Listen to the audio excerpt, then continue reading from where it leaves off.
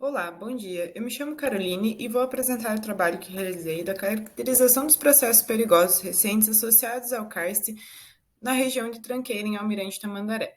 Este trabalho foi desenvolvido dentro da disciplina de trabalho de conclusão de curso na graduação em Geologia pela Universidade Federal do Paraná, sob orientação do professor Renato Eugênio de Lima.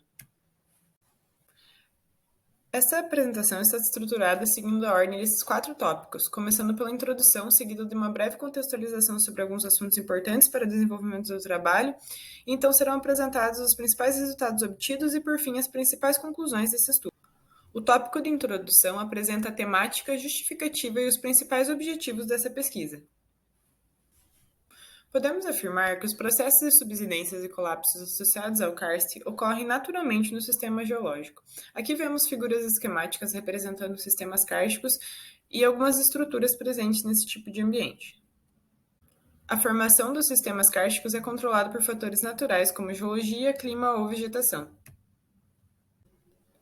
E os processos relativos a esse sistema podem ser deflagrados também por fatores naturais do sistema, como citados anteriormente, ou então por fatores antrópicos, provenientes do mau uso e ocupação do solo, o que pode acelerar as taxas de ocorrência desses processos em determinados locais. Na região estudada, esses processos de subsidência e colapso no solo ocorrem em áreas de ocupação residencial, industrial e rural, podendo causar danos a vias de acesso, moradias, indústrias, comércios, entre outros, e acabam oferecendo risco à população local. Sendo assim, são considerados processos perigosos que estão associados ao sistema kárstico local. Atualmente, o banco de dados acerca dos processos perigosos relacionados ao karst ainda é pequeno, mas vem sendo incrementado e atualizado a cada nova pesquisa desenvolvida no tema, o que evidencia e justifica a necessidade do desenvolvimento de pesquisas acerca desse assunto, para usos e fins diversos, principalmente para consultas e elaborações de novos planejamentos para uso e ocupação na região, mas também para o desenvolvimento de futuras pesquisas ou até mesmo para a consulta dos moradores locais a essas informações. Sendo assim, os principais objetivos dessa pesquisa foram compor um banco de dados georreferenciado através do software Vicon, contendo a caracterização dos processos perigosos recentes associados ao karst na região de Tranqueira, em Almirante Tamandaré, realizada através da etapa de campo no mês de novembro de 2022. Também a confecção do mapa das ocorrências dos processos perigosos relacionados ao karst na região, feito através desse mesmo software Vicon. E, por fim, pode-se dizer que essa pesquisa busca por uma melhor compreensão do funcionamento do sistema kárstico na área como gerador dos processos perigosos do tipo colapso e subsidências, através do estudo da influência de fatores geológicos, morfológicos, climáticos e a ação antrópica relacionada, que podem atuar como fatores controladores ou deflagradores desses processos perigosos e do funcionamento do sistema kárstico. Este estudo foi realizado a partir da construção do banco de dados temáticos, como série histórica das ocorrências das estruturas de colapso durante um período de 2003 a 2022, e também mapas temáticos contendo conteúdos como geologia, uso e ocupação do solo e atividade minerária local, que foram unidos aos dados de campo para as etapas de análise. O tópico de contextualização diz respeito a questões como a localização da área de estudo, qual a geologia da região e também uma breve revisão teórica a respeito do assunto. Contextualizando um pouco, então, a área de estudo está situada na região norte do município de Almirante Tamandaré, localizada na região de Tranqueiro, com acesso seguindo por 7,8 quilômetros a partir do centro da cidade de Almirante Tamandaré, sentido norte da rodovia PR-92, também nomeada Rodovia dos Minérios, próximo ao quilômetro 22 e à empresa Água Mineral Timbu. A área estudada possui aproximadamente 0,3 km² e foi escolhida devido à ocorrência de diversos colapsos de subsidências relacionados ao desenvolvimento do sistema kárstico, do solo e terrenos da região, que causam danos ao meio físico e podem oferecer risco à população local. O local de estudo ocorre sobre rochas carbonáticas pertencentes à formação Capiru do grupo Assungui, com idade proterozoica superior e metamorfizadas regionalmente a baixo grau em face xisto verde, conforme descrito por Santos, são as unidades Rio Branco, Morro Azul e a unidade Morro Grande, que ocorre no limite sul da área. Dentre os litotipos pertencentes a essas unidades em destaque para a ocorrência dos processos perigosos associados ao cárcere na área de estudo estão os mármores, metadolomitos, metacalcarenitos, metacalcários dolomíticos e as metamargas. A ocorrência de zona de cisalhamento transcorrente com direção aproximada leste-oeste. Essa estrutura está relacionada à zona de cisalhamento de transcorrência da lancinha, que ocorre ao noroeste da área. Finalizando a contextualização, dentro da revisão teórica, veremos alguns conceitos do sistema kárstico, quais os principais processos associados e seus fatores controladores, deflagradores e também feições indicativas, bem como as classificações utilizadas na pesquisa e noções sobre a cartografia a ser realizada neste trabalho. O CO2, gás carbônico atmosférico, é disponibilizado para o sistema através da respiração das plantas, raízes e atividade microbial, ficando retido nos solos. Ao reagir com a água, o H2O, o CO2 gera o ácido carbônico, H2CO3. Com o tempo, há um aumento na acidez e na pressão parcial de CO2 no solo local.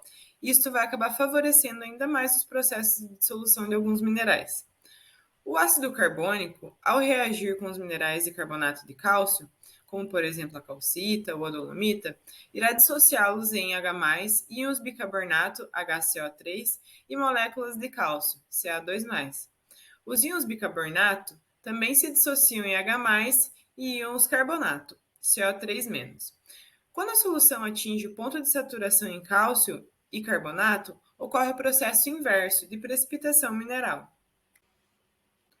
E quando a ocorrência desses processos afeta a integridade do meio físico ou biológico, causando danos, por exemplo, a edificações, vias de acesso, ou então perdas de vida, contaminações ambientais, entre outros, esses passam a ser considerados como processos perigosos. Foram escolhidas 3 classificações a serem utilizadas para as dolinas identificadas em campo: a de Gutierrez, de 2014, Engel et al., de 2004 e Bogli, 1980. As principais feições no terreno formadas por processos perigosos de subsidência e colapso que estão associados ao cárcere são as dolinas. Elas têm sua gênese relacionada ao fluxo hídrico local e vão se formar quando ocorre a remobilização de material com a percolação hídrica e o transporte desse material para níveis mais subterrâneos, provocando afundamentos no material de cobertura como o solo, e resultando em subsidências ou então evoluindo até estágios de colapso no terreno. Existem também os colapsos de cavidades subterrâneas, que estão relacionados aos colapsos de teto em cavernas.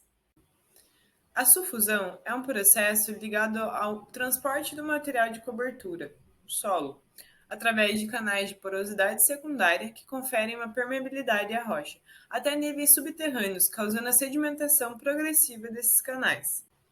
O processo de subsidência é a expressão de uma deformação mais dúctil no material, que gera fundamentos como flexões na superfície do terreno. Esse processo é gerado por ação da gravidade conjunto à falta de suporte basal. Dolinas de subsidência resultam de 2 mecanismos principais, que ocorrem em superfície e até a nível subterrâneo, bem como a movimentação vertical descendente do material por ação gravitacional devido ao seu peso, quando há erosão ou deformação em níveis mais profundos. Já os processos de colapso estão relacionados à deformação mais rúptil do material e consequente desenvolvimento de limites mais bruscos nas margens das estruturas e algum brechamento desse material. As dolinas de colapso irão se formar associadas a colapsos no teto de cavidades subterrâneas que são formadas por processos de dissolução subsuperficial e que, quando em estágios avançados, acaba por não suportar o sobrepeso do material de cobertura e então ocorre o colapso desse material para dentro dessa cavidade. Falando um pouco, então, da classificação morfogenética proposta por Bogli em 1980, ela separa as feições de acordo com sua forma e inserção no terreno, em dolinas simétricas, de formato arredondado, arredondado elíptico, dolinas assimétricas, que são alongadas e morfogeneticamente ligadas a caminhos preferenciais de percolação hídrica, e, por fim, as dolinas assimétricas, estruturais, que estão relacionadas a feições como inclinação das camadas, ou então condicionadas por plano de falha, ou então outras estruturas tectônicas. Por fim, a classificação de Engel et al., de 2004, que separa as dolinas em 3 tipos de acordo com sua morfologia e estágio de evolução, em dolinas simples, como aquelas que apresentam apenas um contorno simples, normalmente arredondado, dolinas complexas, que são conjuntos de dolinas simples, como dolinas menores ocorrendo dentro de outra maior, e as dolinas ditas compostas, que são as de grande contorno e que ocorrem conjuntos com 2 ou mais outras dolinas dentro dessa depressão maior. Esse mesmo autor descreve ainda a possibilidade de ocorrência de lagos, lagoas dentro dessas feições. Para realizar uma boa caracterização das dolinas e definir quais são os principais fatores que influem no funcionamento do sistema, é necessário que se faça uma boa cartografia desses dados. Segundo Gutierrez, para realizar um bom inventário cartográfico das dolinas, são necessários diversos dados, como localização, descrição morfométrica, classificação genética envolvendo material e processos, classificação morfológica, cronologia dos eventos para a taxa de ocorrência e, por fim, indicar quais os principais fatores controladores, deflagradores e feições indicadoras quando presentes. Os principais resultados dessa pesquisa foram obtidos a partir das etapas de aquisição, processamento e análise dos dados, seguindo as fases 2, 3 e 4 conforme o fluxograma apresentado. Aqui estão citados alguns métodos para a coleta de dados, como a confecção da série histórica das dolinas na área através de imagens no satélite no software Google Earth, também a etapa de campo com registros criados através do software Viconsaga e o levantamento de dados e mapas temáticos em sites governamentais, como a CPRM, o IAT, o CEMADEM, entre outros. Esses dados foram processados utilizando software como Viconsaga, principalmente, mas também Excel, Google Earth, Adobe Illustrator e o QGIS. Os principais resultados obtidos envolvem a caracterização dos processos kárticos realizados em campo e a análise de mapas temáticos. Os principais resultados obtidos a partir da caracterização dos processos kárticos perigosos na região de tranqueira, a partir dos dados que foram obtidos em etapa de campo, em novembro de 2022, serão apresentados a seguir, quanto às litologias que ocorrem na área, quais as estruturas tectônicas relevantes, a classificação de dolinas identificadas, bem como quais as principais feições indicadoras e parte hidrológica também. Na etapa de campo, foram identificados 3 pontos de afloramento rochoso, compostos por mármore calcítico de cor branca, com banamento marcado por intercalação de porções carbonáticas e quartzosas. Bandas claras de carbonato de cálcio possuem textura equigranular fina a criptocristalina e bandas cinzas com textura inequigranular. Dentre as estruturas tectônicas observadas em campo estão a foliação metamórfica SN paralela ao bandamento composicional S0, que é marcado por intercalações milimétricas a submilimétricas entre bandas ricas claras em carbonato e outras cinzas ricas em quartzo.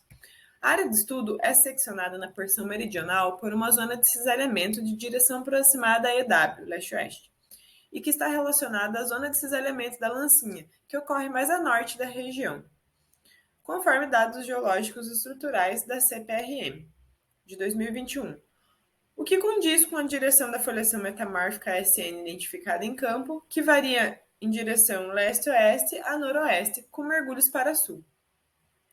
E também com as direções de fraturas que ocorrem preferencialmente e de maneira mais expressiva na área, com direção noroeste, perpendicularmente a essa zona de cisalhamento, mas também ocorrem fraturas de direção norte a nordeste.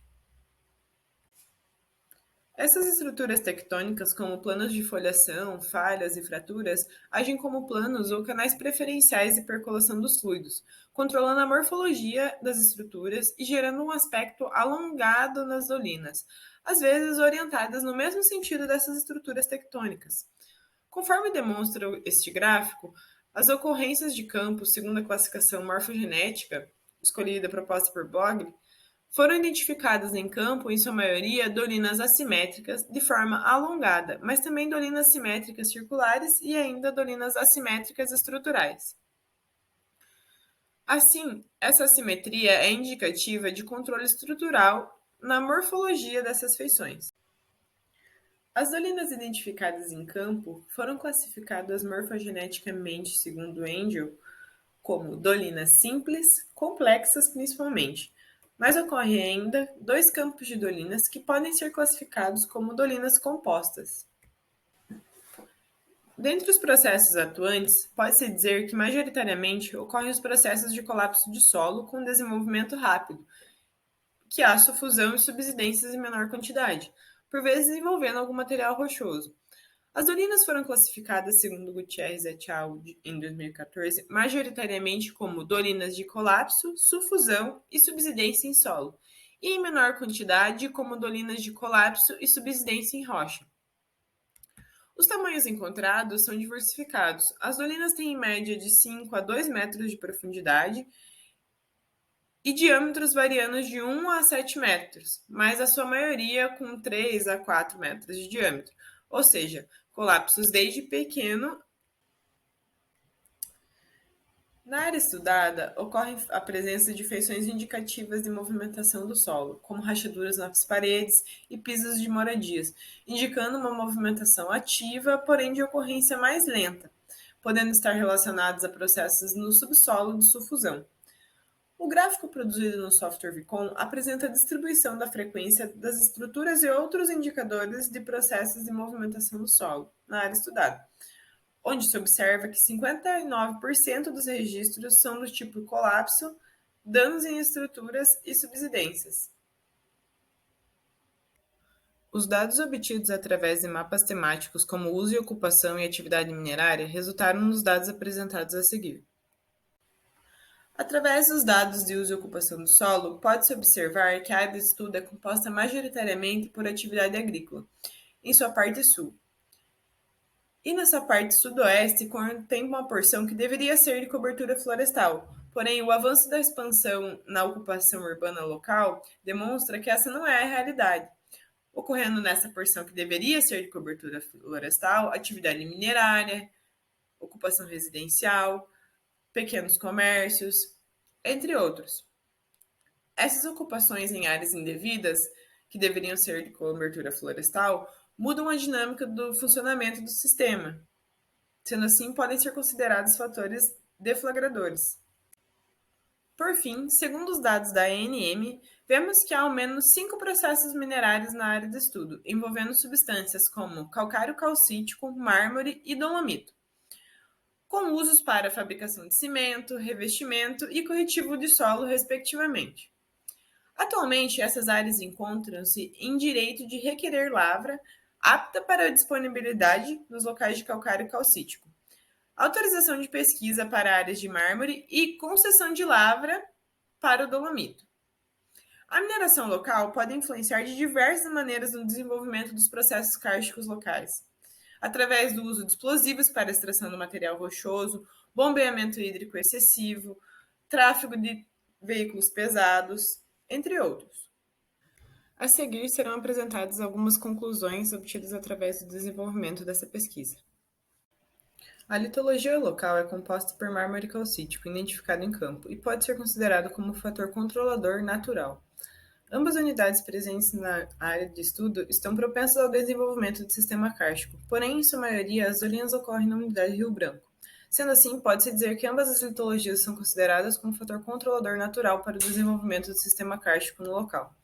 As estruturas tectônicas identificadas em campo, como fraturas, têm papel importante como porosidade secundária e conferem maior permeabilidade ao sistema, permitindo o desenvolvimento de rede subterrânea de percolação hídrica com geração de possíveis cavidades subterrâneas, favorecendo subsidências e colapsos no terreno. Na área de estudo, vemos o controle estrutural no caminho de percolação hídrica e dissolução, expresso na morfologia das dolinas registradas em campo, em sua maioria com formatos assimétricos alongados em direção preferencial, variando de noroeste a nordeste e norte. Correlata aos planos de fratura, que demonstram estar associados às zonas de cisalhamento de direção aproximada leste-oeste, que secciona a área de estudo ao meio. Ocorrem dolinas assimétricas alinhadas nesse mesmo trem direcionado às fraturas, o que também é indicativo do controle estrutural na região. As taxas de ocorrência estão maiores do que em períodos anteriores. Isso demonstra que os processos ativos no sistema estão ocorrendo de maneira acelerada. Esses estudos podem facilitar a prevenção e preparação para processos perigosos do tipo colapso e subsidências nesse ambiente. Nesse sentido, é muito importante para o entendimento de problemas ambientais e principalmente para planejamentos futuros do uso e ocupação local. Estas são as principais referências utilizadas na confecção dessa apresentação. Eu gostaria de agradecer à Universidade Federal do Paraná, ao Departamento de Geologia, em especial ao Senacid, e aos desenvolvedores do software Consaga, que foi de grande auxílio no desenvolvimento dessa pesquisa.